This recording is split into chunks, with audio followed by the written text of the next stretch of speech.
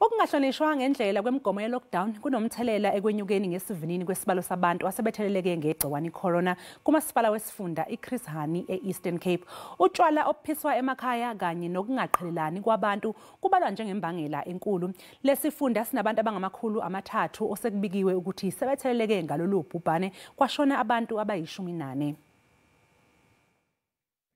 eWhittlesea yeyona ngingqi nabantu abosuleleke intsholongwane ye-corona kwisithili saseChris Hani.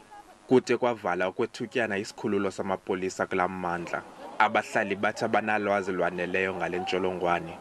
Uninzi lwabantu laphithizela apha esitratweni kungekho nto nebafosayo into mabanantsi mabangene ezindlini bahlale nantsi ke neziyadini abantu. Abantu bethu abeva abayibambi le distance kuthiwa mayibanjwe, ngoba kuthiwa mayibanjwe distance abayibambi futhi abasebenzisa izimaski. Khange ilandelwe kakhulu imithetho ye-lockdown esada kangokuba kukho nezijinja zisaselwayo ijinja, because bekuthiwa mabiyekise utywala kusekho ijinja ezizawubulala abantu. Nangona le ndawo inamanani aphezulu abantu abathe bosuleleka yile ntsholongwane, umasipala uthi kulungele ukuya kwinqanaba lesithathu le-lockdown. As part of i-transition to level 3, kukuqinisekisa into yobana as sizawungena ku-level 3 kuzawuba khona abasebenzi ke ngoabanye bebehleli emakhaya ababuyela eziofisini.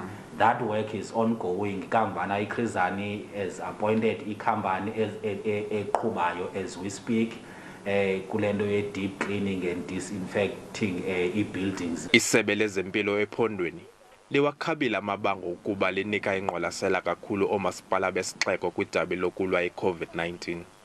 Siqalile ubongezela istaff naba abantu bapha.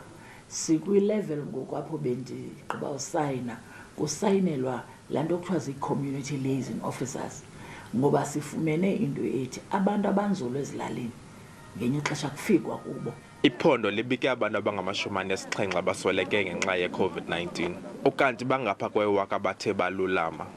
Abongile Yankis, kwiindaba ze-SABC, ndiseWhittlesea.